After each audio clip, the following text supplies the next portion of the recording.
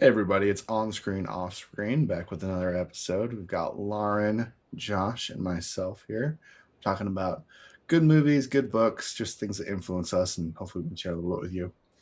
We're going to start with Josh. Actually, we're going to start with Lauren's topic, and then we'll go double horror. Okay, well, it's kind of a Josh and I topic because Josh, my topic is Clarkson Farms, season 5. Uh, Josh texts me and he's like, "Just so you know, Clarkson Farms out. That's what you're watching." I'm like, okay. um, I first started watching it on Plex and got really confused because I was like, "This is just the last season that I watched." Like a really long recap, almost exactly what it was until I was like, wait, I think this is just the last season. So then I started actually watching the fifth season. I watched the first episode. It shows how he had a scare, but caught it early of something that might be like a heart attack. And so the doctors are like, we were able to clear it. You didn't need open heart surgery, but like, we need you to just kind of relax and not stress for the next while this is healing.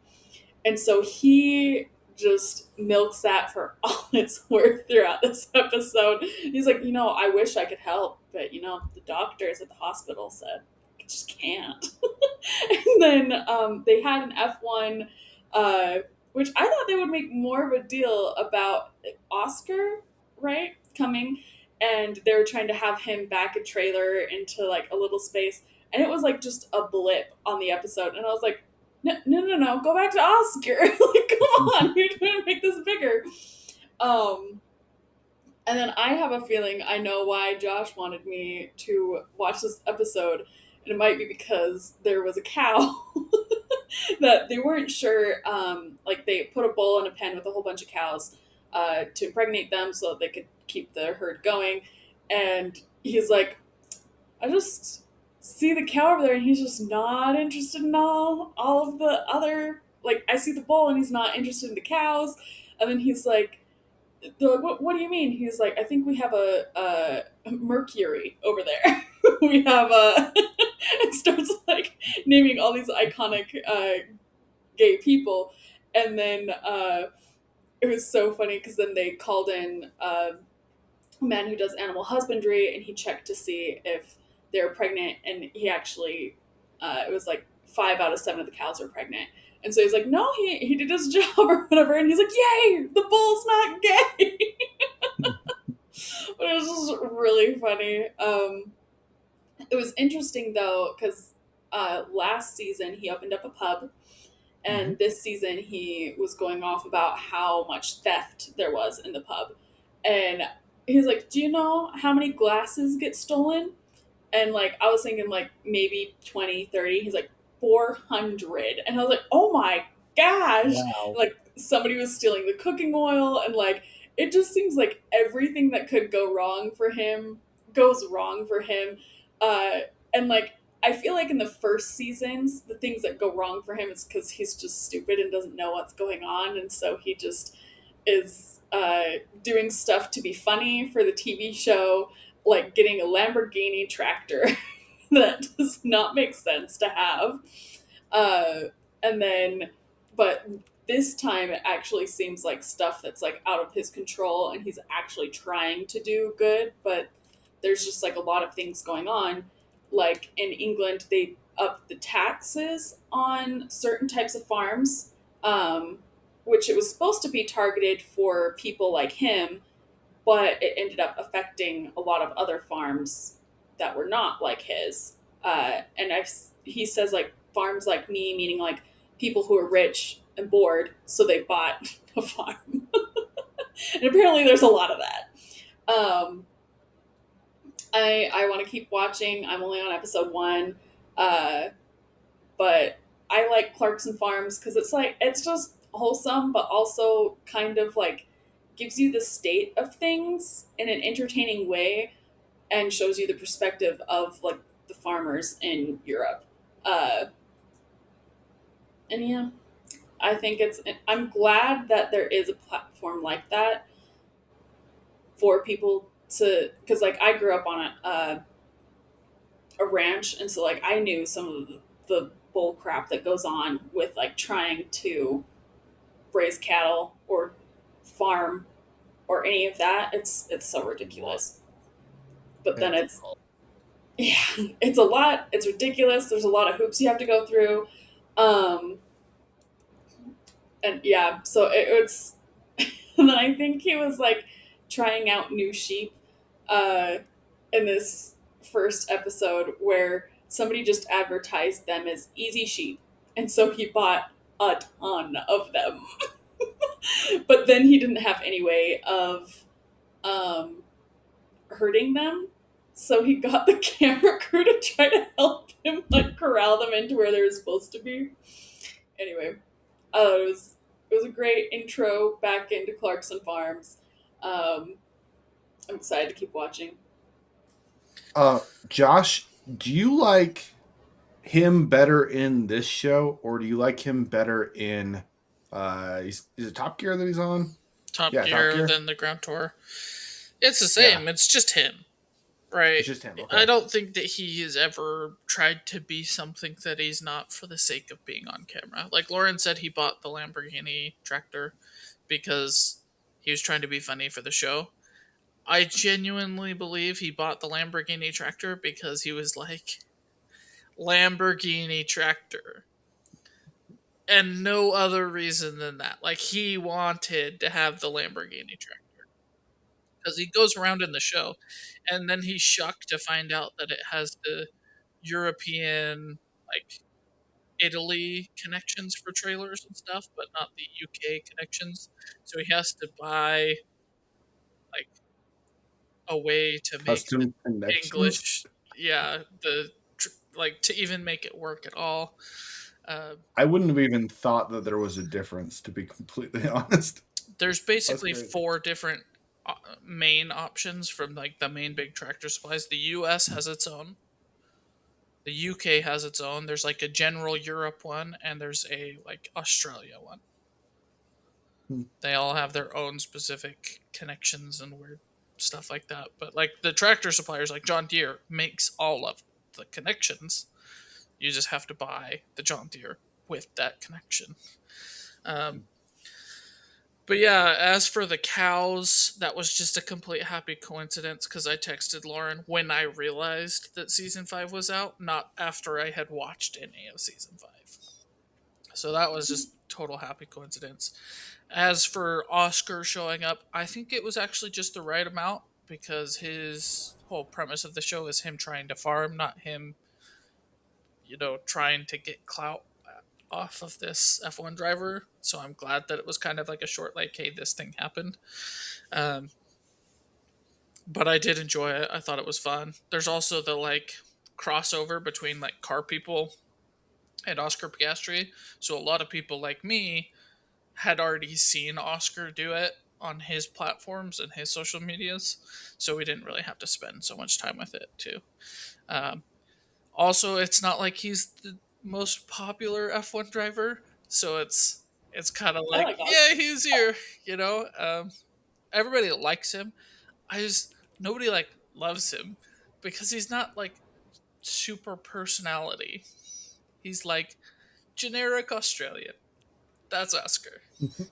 Um, Okay, recently on my TikTok, there's been like this sound bite that goes like dun dun dun dun dun dun Max dun. Verstappen. Okay, they do say Max Verstappen. I didn't know if that was still like the bump bump, and I was just filling in Max Verstappen in my head because he pops up or whatever. Is that like literally his theme song? Yeah, it's literally Oh, all of the drivers have their own theme songs. Like Carlos Sainz is Smooth Really? Operator. Yeah, That's I'm gonna cool. got I smooth actually like that operator. a lot. yeah.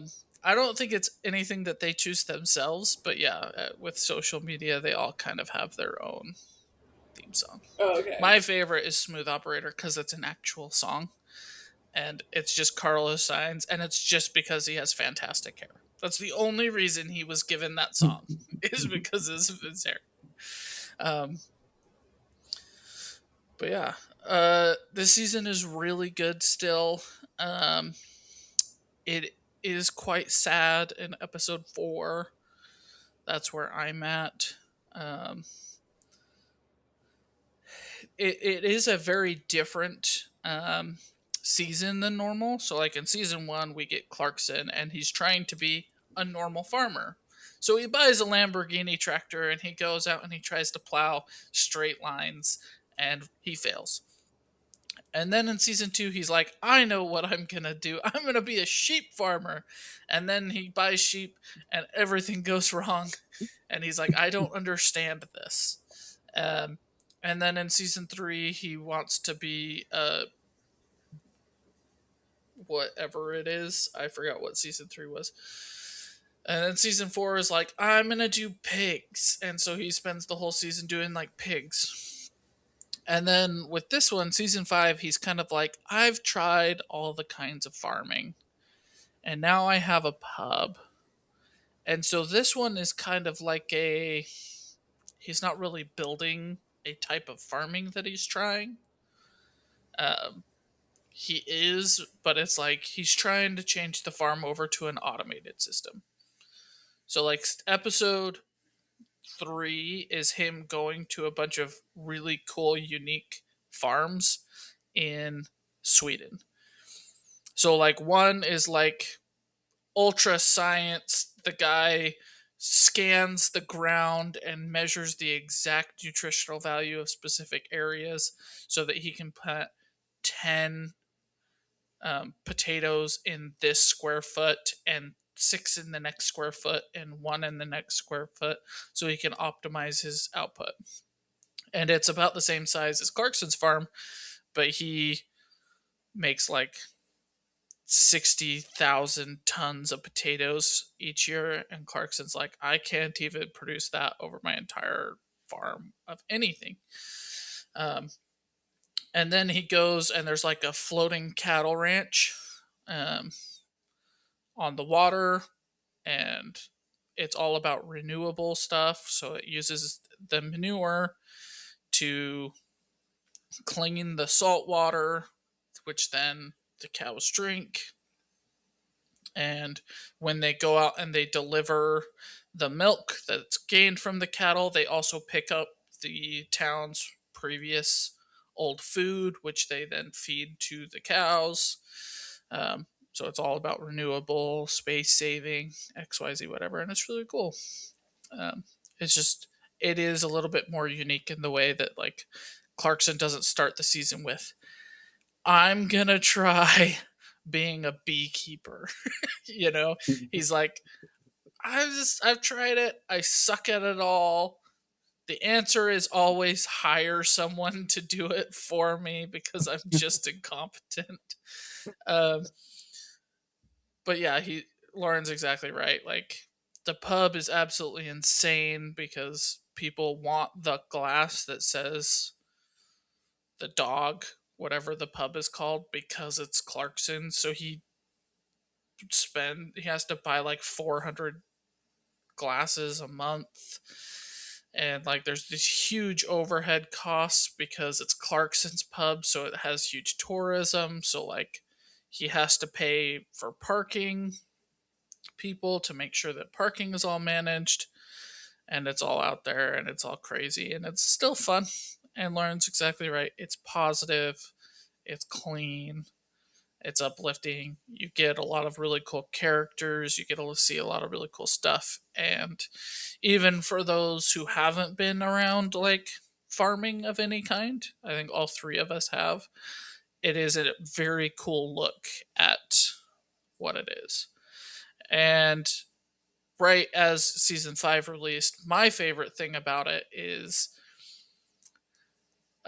Rings of Power cost Amazon $193 million to produce one season. Clarkson's Farm has cost Amazon $30 million to produce 5 seasons. Clarkson's Farm has grossed like $200 million, and Rings of Power, I think, barely broke even. So there was just like this like graphic going around social media that was like, it's kind of cool that this like show that this guy decided to do that nobody thought would turn into anything is far more successful and gets far more viewers than the show that Amazon bought into and invested in. It was cool. That is cool. It's funny because I actually got some Clarkson Farm honey. Really? That's so cool. Got it shipped. It was good. It was okay. Was it? I mean, I feel like honey is kind of honey. Honey's honey. Well, it depends because honey really does taste different because we have the honey festival in Grantsville, Oh, cool. and you have like people who are like, these bees were put on like lilacs, these ones were put on these, and like you'll have them and they do taste different, and they'll have like different colors, and like I tend to like darker honey versus lighter honey. um yeah, anyway, it's very When interesting. You is can, that? what? When is that festival? I'll have to look it up actually, but I feel like it should be coming up actually. Cool. I would totally go to that. I would actually love to go to that. Sweet. It's pretty cool. Cool. Lauren, you haven't watched the whole season yet, but Josh, where would you rank this season among the others? I haven't finished the season either. Oh, I'm you didn't only finish. on Okay. episode 4. They Okay. released the next set of episodes yesterday, and there's one more set next week. Cool. The Honey Festival is October 9th and 10th.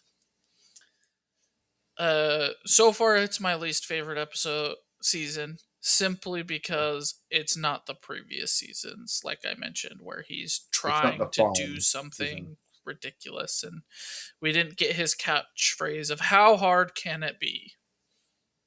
Because he's just like, well, let's automate it so that I don't have to pay people, and we can be the farm of the future. Is his thing this season? So Well, like, one of the funny things about this show is, what's the guy's name who will tell Caleb, him can do stuff and can't do stuff? Caleb. Uh, no, not Caleb. Oh, The like legal dude. I feel like they've become more friends, but like in the earlier seasons, he's like, he's back because he would have some outlandish idea, and then the guy would be like, you can't do that because of this, this, and this, or the council says no to this. It's so funny because like he built a pond, and he was like, I'm gonna sell fish. I'm gonna have fish in this pond, and then he's like, you can't do that. Like there's this little area of your farm is protected for like these type of birds or something, and they're like, what? And so he's like, oh, here comes my favorite person to come tell me what I can and can't do. It's just so funny because it seems like at the very beginning it was like he absolutely hated this dude, didn't want to listen to him, but he had to for legal reasons. But it seems like in the recent seasons they're more buddies, and I like it how like their relationship has grown. But yeah, anyway, that's my last bit. I like their relationship. me too. Cool. It's a show that I still need to watch because It's so good. it sounds like it could be good. I want to try it. Let's shift on to something completely different. I'll go through my topic. It's Backrooms. I went and saw it this week. And Josh, there's a lot of spoilers. Do you care? Okay. It's a horror. It's going to So, be predictable. This is a show that's all about trauma and the things that we hold on to and things that we should let go of. Our main character, there's two main characters. One of them is the therapist, and the other one is a owner of a furniture store. And the furniture store owner has broken up with his wife. He feels like he kind of has to run this furniture store, but he wanted to be an architect. He's not happy with his life, and he ruminates on this, and he goes through it again and again in his head. And one of the key points of the movie is how we spiral. And so he goes into this back room, which is like a representation of our mind and how we twist things. And the back room gets bigger and bigger and bigger as he's thinking about it. And he walks these same hallways, and the hallways that we start the movie with are horrifying and they're creepy and they just feel off. But we walk that same hallway and then it's not that big a deal anymore because we just keep walking the same hallways like we do in our minds, which I think is a really cool thing. I was not expecting anything from this movie. I watched it, to be frank, because Josh said that he was going to go and he didn't. I didn't think it was going to be good. Straight up, I thought the trailer looked dumb. I had read good reviews, but I didn't think it was going to be great. The guy who made this is 20 years old.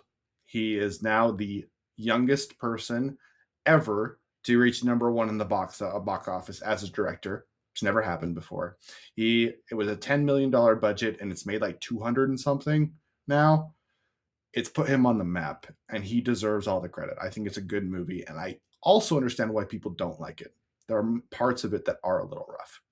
But I love horror when it gets into symbolism, and that is what this is all about. So as he's exploring this back room, he's talking with his therapist about how he's not happy with his life, and we see points of view from the therapist where she's a little girl and she puts her hand in the cement and she watches as these developers tear down her home and get closer to closer to smashing the cement that she put her hand in as she's getting older. It's a really cool sequence. And so this therapist is getting told by our main character about this back room, about this crazy place that he found. And finally, she decides to go there with him. Doesn't believe that it's going to be a real place. They get into the back room and they get lost. And there's these creatures that are coming around that are extremely creepy. There's this part where it switches to found footage. And this is one of the best found footage switches I've ever seen. And they're walking around and creepy things are coming up and they're trying to explain it and they're trying to capture it and then they drop the camera. And from a different point of view, through this transparent wall, you see a big something come, pick up the camera, and walk away. And I know that sounds simple, but it was creepy as hell. Like they did a very, very good job. You explore this idea of what you're holding on to and how what you're holding on to weighs you down and messes with you. How memories are so easily falsifiable, where like she remembers these events as a little girl where these big bad constructors are breaking down her house to build a skyscraper. But how much can we trust those memories? And it gets into those aspects of what is true. We have our other main character who was divorced from his wife, and we've got this creepy girl that represents his wife that's wandering around the hallways. You got this giant that's the dark versions of him that he won't let in. Halfway through the movie, he has been living in these back rooms for a very long time. And he brings the therapist in again, knocks her out, chokes her out, and then she wakes up at a table. And he's sitting at the table, and all of these creatures that have been haunting you the entire time are behind him. And he goes, I accepted them. I'm finally free. I'm finally happy. I opened up the window. Her big thing is opening up the window. And he finds a kind of peace, but the peace is broken because he found peace by letting in the psychotic part of him. He found peace by becoming twisted, by becoming dark. And that wasn't the point of the therapy. That wasn't the point of self-healing. That wasn't the point of any of it. You come to peace by recognizing the past, but not letting the past define who you are. And he lets the past define him. There's a really, really good part where the dark part of him, it calls it the pirate version of himself, picks him up and kills him. And when he gets picked up, he goes and says, "It's okay. She said that we can just be who we are. It's okay." And then he dies. And I thought the symbolism of he finally dies in his darkness was brilliant, extremely well written, just really, really good. And she makes a mistake right there because she says, "It's okay. I can't save you. I can't help you."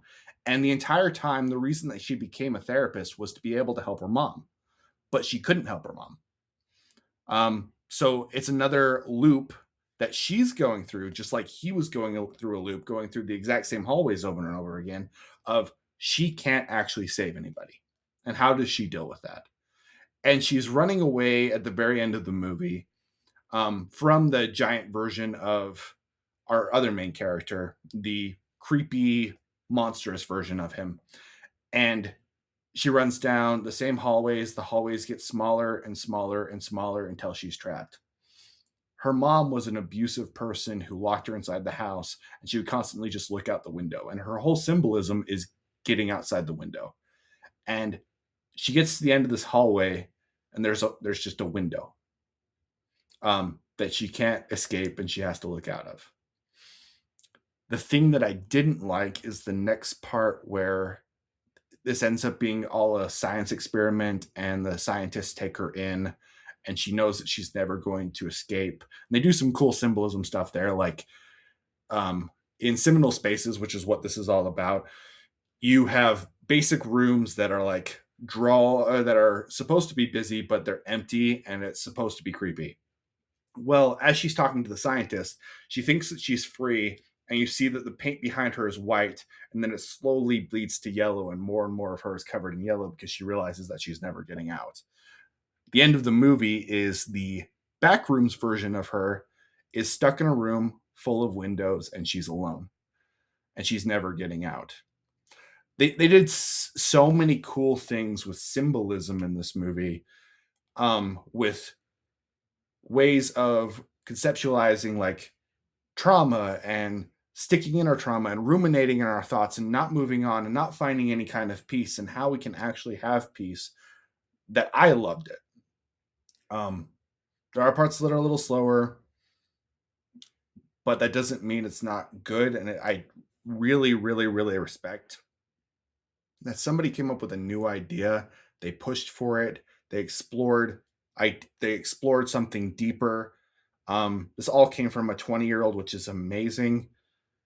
It's a really good movie that delves into some good psychological principles.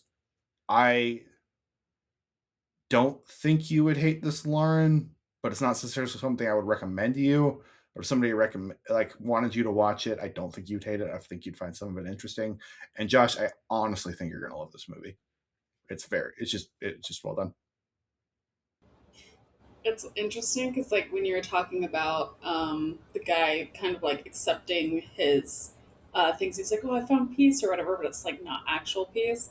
I know someone who, like, they decided to just do whatever they wanted in the name of being like, "Oh yeah, I'm chasing my peace," but really, I just started drinking and doing drugs, and I'm self medicating, like all this stuff that it's like, okay. And so that's what that reminded me of, because it feels like that person that I know is more of drowning in demons and just being like, I'm not fighting them anymore, and that's my peace that I'm chasing. And I was like, that's interesting. I love Very that. interesting. One of the parts I didn't bring up, but I thought was super interesting. The girl who's the therapist, the handprint, she actually pulls it out of the cement and she keeps it in her pocket. It's with her the entire time. And when the giant monstrous version is chasing her, the way she gets out is by hitting him with that handprint. She literally, like, it's a literally like a heavy-handed metaphor, like literally, but she breaks the handprint and all that trauma that she's been holding on to for so long, and that's the only way she gets rid of the monster. Like, just it was a really cool movie. Oh, that's cool. Yeah, I Really like cool that. movie. That idea. I like it a lot. I'm gonna give it a solid 8. It might go up on a rewatch. There's parts of this movie that are weird. There's parts of this movie that are a little slow, but it's still very worth watching. Yeah, that's Backrooms. There are games called the Backrooms, right? It's a big internet thing. Like, apparently it started on 4chan. People during COVID would just take pictures of like office spaces where they were empty, and they would put it off scale, so it was like it felt more creepy and like something was wrong. Or like the streets of Vegas. where there's tons of people, but there was just nothing, and it felt like a post-apocalyptic kind of a thing. Mm. And then people bounced onto that, took a ton of pictures, it took a ton of videos, and this guy started a YouTube channel specifically for that, and people have made games. Like it's a big thing. Okay, because I just I just think of the one video where there's all of these guys rushing to an elevator, and I think it's the Backrooms, and there's a monster chasing them, and the guy smacks the elevator. He's like, "Go down, be free, my brother is." And the monster runs into the elevator as it closes, and he's like, "No," because he's trying to sacrifice himself to save all of his friends, but instead, all of his friends die in the elevator. It's a really good video. It's so funny. I've never seen that. That sounds hilarious. I'll have to find it because it's so funny. Like, I think it came up on the voice things. Like, gamers should be voice actors because he like freaks out when the monster pops in. But anyway, that's what that reminded me most of the, because I think it was in the game's Backrooms. But Yeah, you'll have to share it with us because that sounds so funny. yeah. All right, that's my topic. Josh, what do you got? Okay, so for my topic, I am also going the horror route, and I'm also going new. I watched Hokum. Uh, this is the new horror movie out this year that everybody. I've been seeing tons of like ranking movies for 2026 so far. Everybody's got Backrooms. Everybody's got Hokum. Hokum is usually slightly ahead of Backrooms, and it absolutely is fantastic. There's a lot of times in horror movies we sit there and we go, well, why doesn't he just call somebody? Or, uh, I don't remember which director talked about it, but like 95% of like problems in movies could be solved by smartphones. But in this one, they're going out into the countryside and they do a really good job with selling us on the technology that is in this um, hotel. And some of the shots are truly, truly astounding. Adam Scott does a phenomenal job in this main role. I had strong doubts. I think he's a good actor. I like him in Severance. He does a really good job playing two different personalities. But at the same time, I was like, this is horror. It's a bit different. Um, but like, he has a literal lantern and he turns towards the camera. And I'm like, that is such a beautiful shot from direction to acting to everything that follows as he turns to look at what might be behind him. It's great. Um, this is another heavy handed, kind of blatantly obvious symbolism stuff. Um, it deals with trauma. In this one, Adam Scott's character um, accidentally shot and killed his mom as a kid and has been dealing with the guilt of that his entire life. And as we learn more and more about his background and everything, you see how that has just like made him more and more numb going through his life. And it gets to a point where he tries to commit suicide by hanging himself in this hotel. The reason he went to this hotel is it was his mom and dad's honeymoon location. He went to go spread their ashes there. He did it. He went back. He hung himself. We learned that his father blamed him for the mother's death and turned into an abusive alcoholic who would beat him. So, like, there's this really, really great scene early on where he's spreading the ashes and he's very careful with his mom's ashes and, like, places it very delicately and spreads it around this tree, and then he gets to the dad's ashes and he literally just like dumps it and tosses the can. Um, but he truly, truly just blames himself. He takes it internally. He sits on it. It's all his fault. And he gets to this point where he tries to kill himself. He is saved by one of the hotel workers who um, has a bad feeling, just trusts her intuition. She goes in, she finds him hung.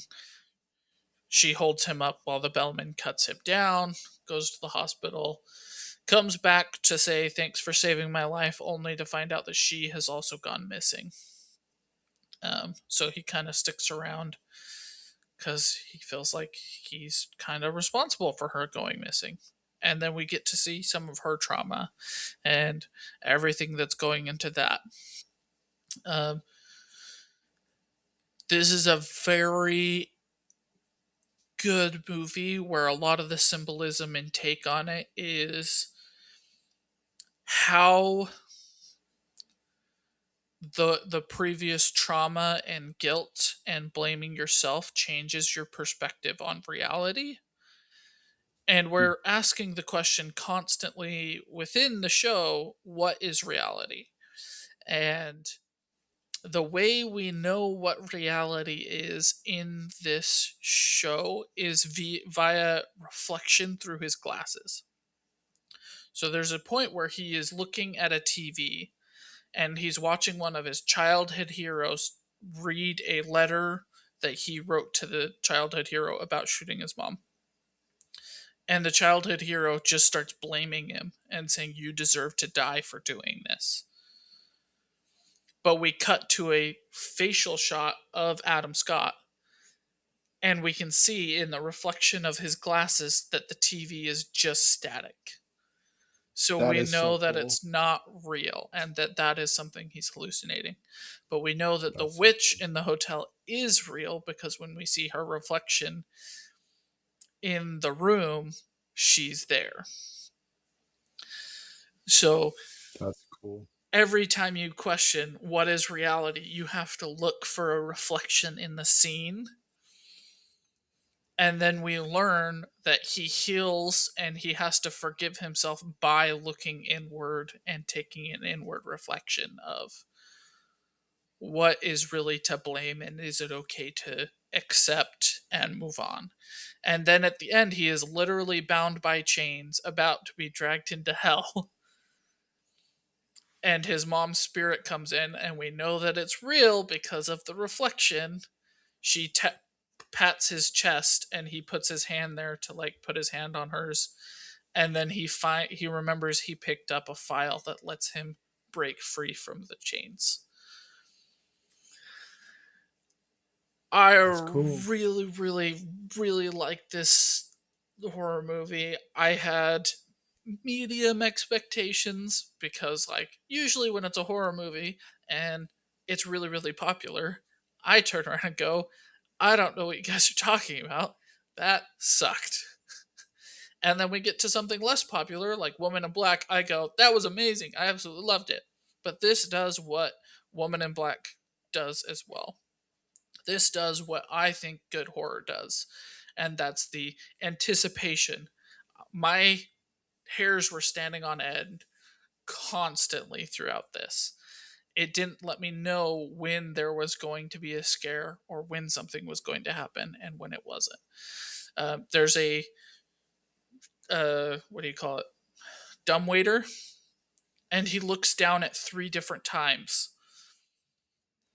and each time you're not quite sure if something is going to come up to get him from it.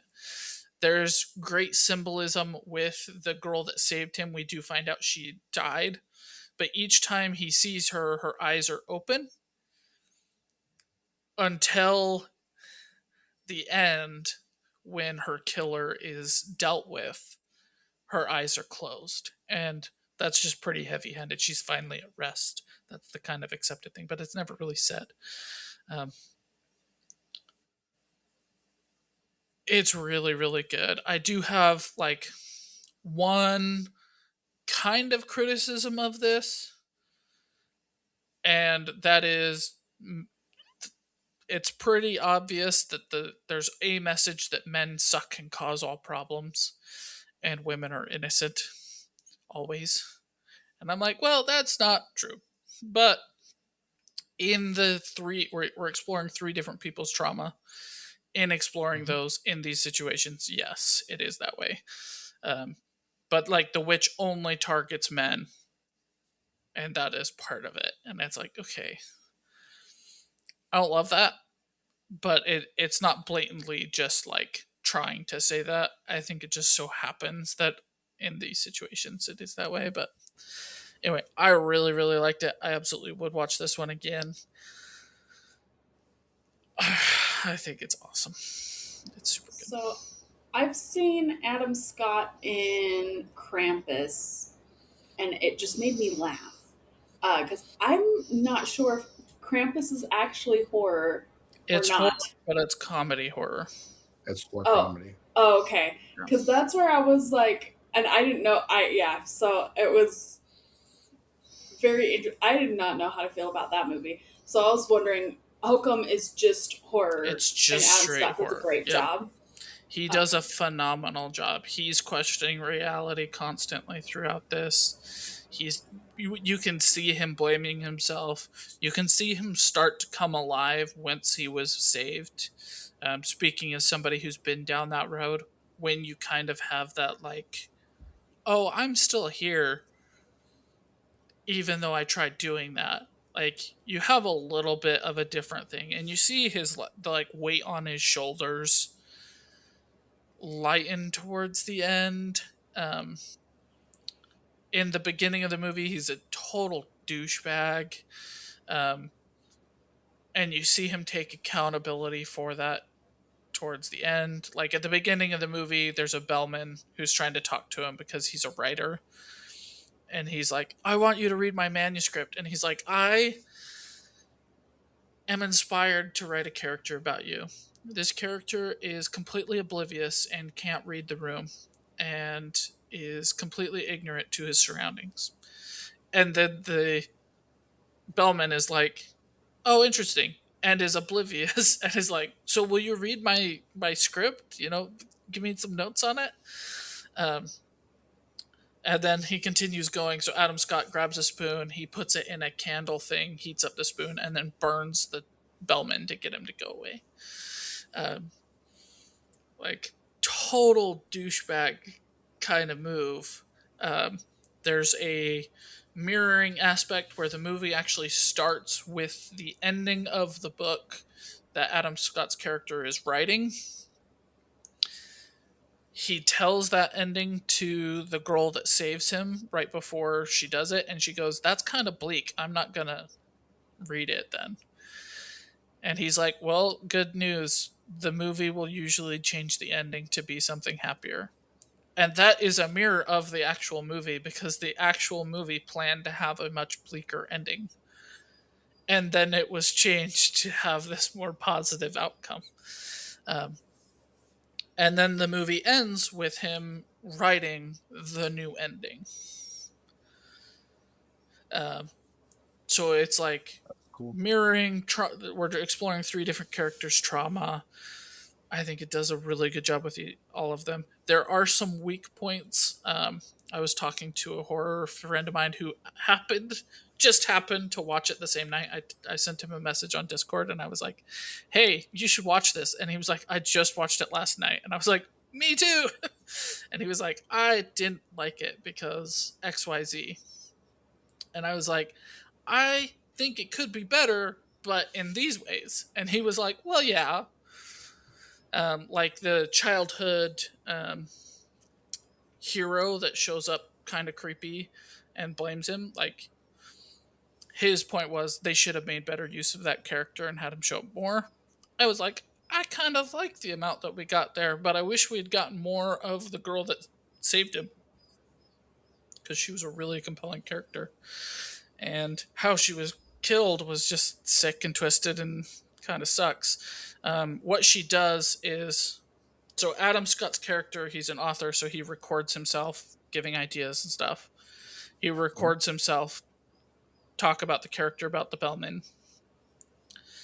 But the night that he tried to kill himself, he left the recorder on the counter, which is what gives the girl the intuition to be like, something's not right. He wouldn't have left this behind.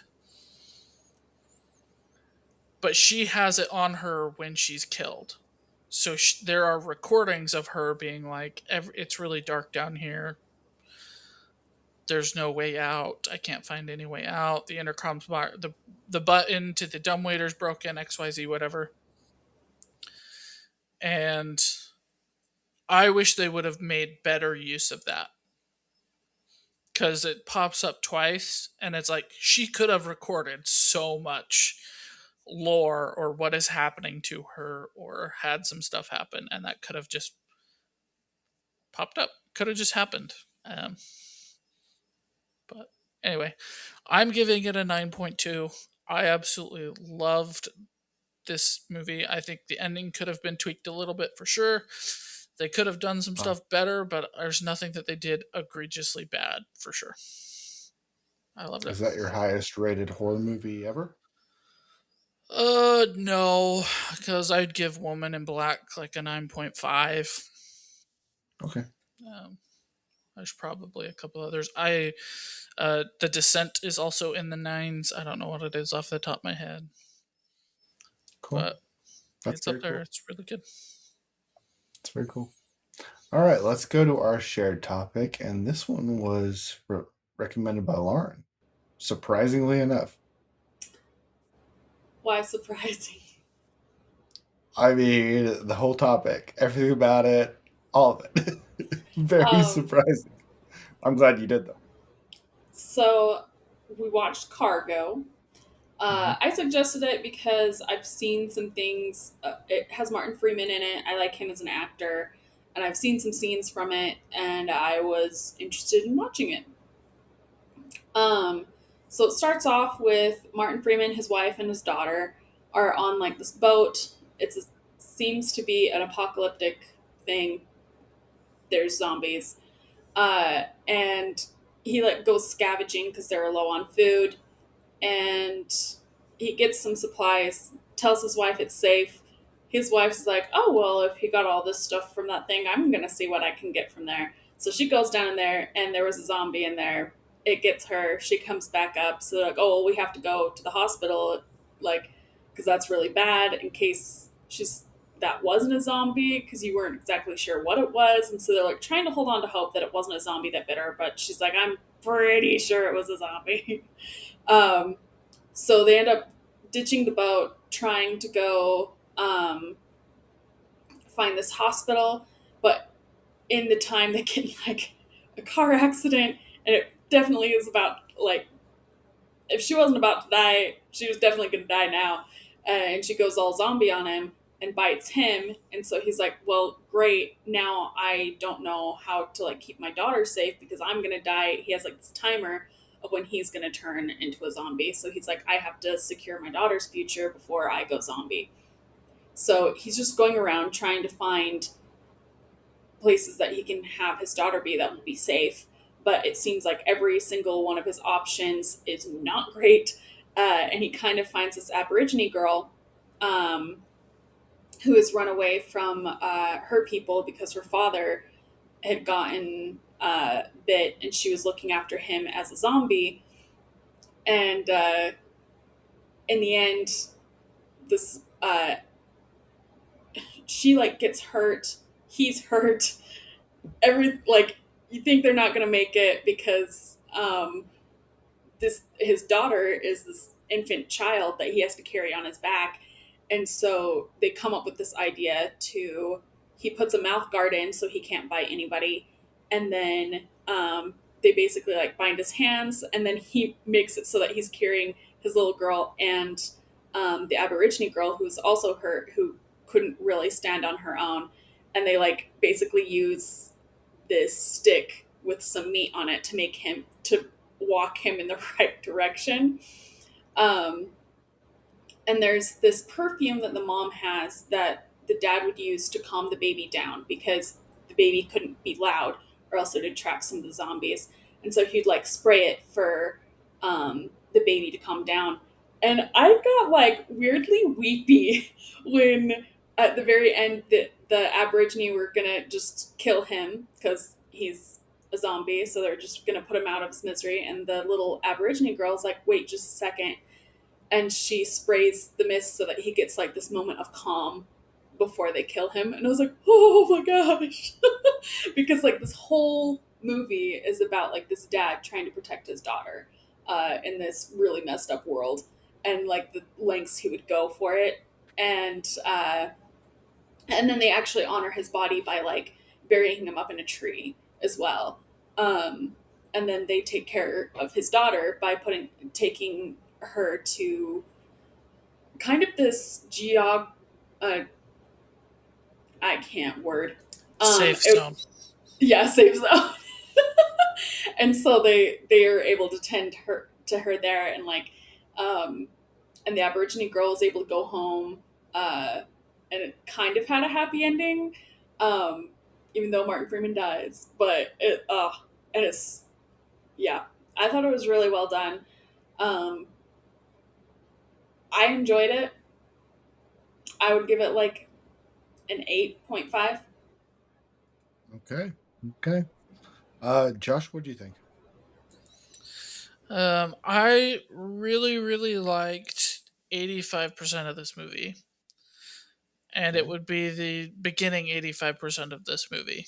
Um, I really love all of the messaging about how far a father will go for his child. I love that they didn't villainize men in general, or make them the bad guy, which they very clearly easily could have done with this kind of a movie. I think Martin Freeman does a great job. You see him deal with all of these different scenarios of, should I leave them with this group with the abusive guy, but the girl's kind of good? Do I leave him with this family that I don't really know? Do I leave him with this cancer ridden school teacher? Do I leave her with this 12-year-old girl out in the wild? Or do I give him to her family, but they're kind of crazy and put themselves in dangerous situations?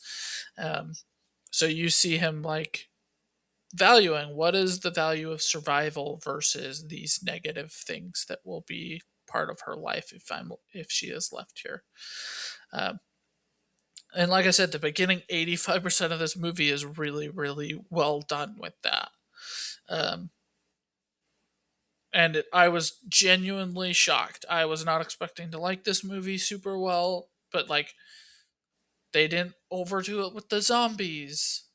They had the kits, which they didn't explain, but they showed so you understood what everything was without somebody being like, so the manual of this kit here says to do this, and that this is what's going to happen in this order, and we need to, they just kind of show it.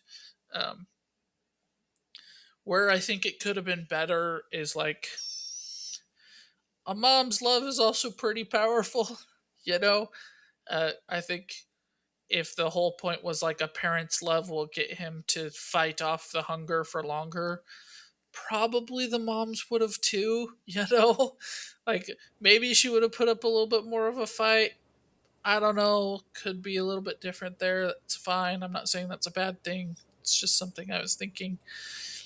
But like my big, like, what are they thinking is the end of the movie when she is writing Martin Freeman. I'm like, they were almost there.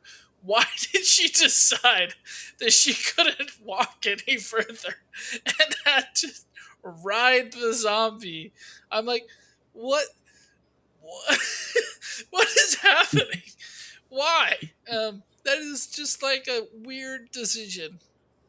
Um, so yeah, I didn't love that. I didn't love the other father that we run into and how he deals with his family, especially since I kind of got the impression that he was the only one bit, and like what he did is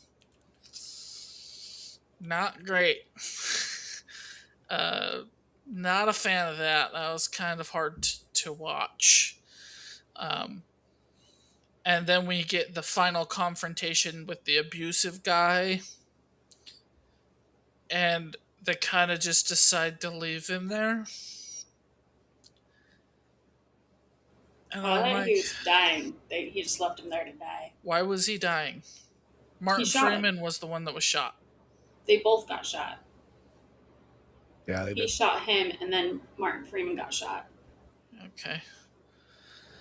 because he was sitting there dying, holding his daughter, and then he was like as his last like fu, he was gonna kill his daughter, and then he was like, no, no, just freaking die, just accept it and die.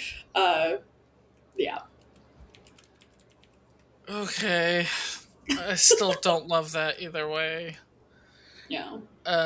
But yeah, I was genuinely pretty positive with this movie. Like I said, the first 85% of it is really well made. You have that hope with him. You know, there's always the hope that maybe he won't turn. And then when he does start turning, you're always like, well, maybe he's doing such a good job fighting it off, it won't happen. But he eventually does turn, and like that's not a bad decision. But like when the native girl was like literally riding on his back, I was sitting there just like, that is so stupid. Why? She had been walking all this way. She wasn't hurt. He was shot in the leg and decided now he's a zombie. I'm going to ride on his back rather I than keep would. the other daughter safe at a distance. As I really, really hated that scene. Um, and then you do have that kind of positive ending. Overall, pretty positive. Maybe we'll watch again, but it wouldn't be anytime soon. I'm giving it a 7.5. Okay. I am largely with Lauren. I actually love this movie, and I was very, very, very surprised by this. Um, it has a 6.3 on IMDb and a 67 Rotten Tomatoes, and I think it just deserves to be higher than that. I I like horror movies. Zombie horror movies are mostly misses for me. I don't like very many of them. I like the first like season, 2 seasons of Walking Dead, and then I think it kind of turns into crap. Um, I like Zombieland. I like, but I don't even know what else. I don't really like very many zombie movies. What about This, in I my Am opinion, Legend? if you count that one as a zombie movie, but I'm also not the. I like I Am Legend, but I just like I Am Legend. I don't love it like a lot of people do. Um, I love this movie. I was very, very pleasantly surprised. I think the acting is really good. This sounds weird, but the way they directed the child was fantastic. Like a lot of times the kid doesn't match with what's happening in this scene very well, but she would cry at the appropriate times. And I don't know how they did that, but it was really good. Oh, Surprisingly the good. toddler actor. Yeah, like the baby, which apparently I just looked up was played by 4 different child actors. So it was the director that made that kid react the way that they wanted it to, and I don't even know how they did that, but it was very impressive. Like it adds to the movie a lot. Um, I don't agree with Josh on the whole motherhood thing because the last thing she does before she turns into a zombie is writes in her own blood, save her into the door. Like that's her last thought is, how can I keep my daughter safe? I think this is a great representation of parenthood and how far you'll go. The moment where he realizes that the teacher has cancer and can't just give his daughter to her is heartbreaking. He just like pauses and you can see the way that he is thinking. You can like, you empathize with him and you can't not. I don't think I've ever seen a zombie movie where I cared about the people. I know people care about, um, what's the big show? The Walking Dead. When people died in that, I did not give a crap. That's part of the reason probably I didn't like the show that much. But in this, I cared. When we got to the end of the movie and they do that spray thing, it actually made me emotional. It didn't make me cry or anything, but I felt it. And I don't think I've ever experienced that in a zombie movie ever. Um, that was really cool. I think the writing thing could have been better. Like, for example, if it was just the little girl, like he realizes that he's going to die, but there's a human village that way. And the only way that he's going to get her to that human village is by rigging a thing where he can't bite her and just wants to go for the meat. Like he hacks himself. It was just those two. I think that would have been a better ending and more like it would have been more climatic. Like it would have felt more like, oh, the father is doing one last thing for his daughter instead of feeling kind of cheesy.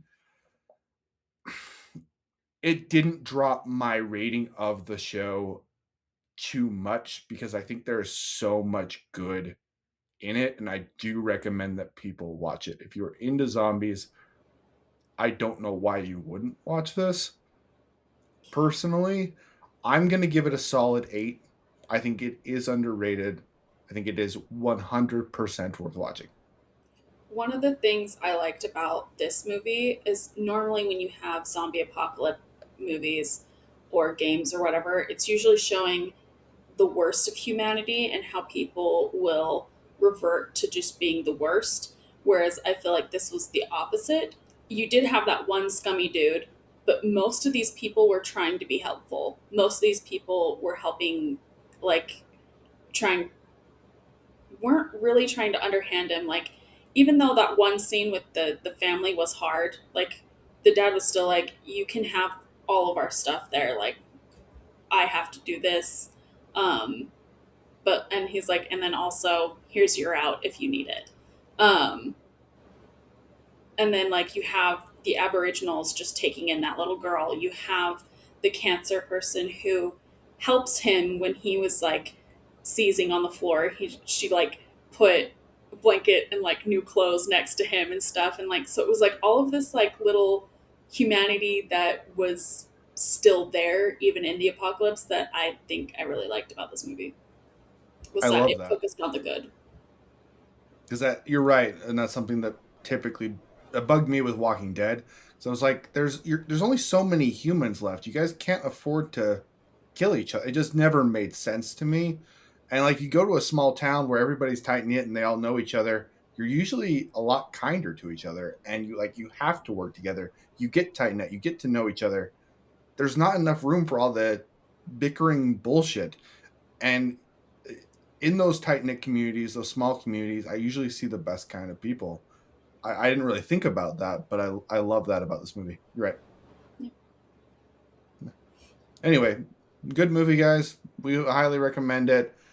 That's gonna be it for our episode. And Lauren, I'm not gonna forget. I just have to look up what it was that we are watching next week. Two. Next in 2 weeks, we are going to be watching Arrival and Doctor No. We're doing a 3 episode special because of just some scheduling stuff. But watch those movies with us. Let us know what you think about Cargo. If you watched Hokum or Clarksons Farm, let us know. We love to hear your thoughts. Like, comment, subscribe, all that good stuff. See you guys.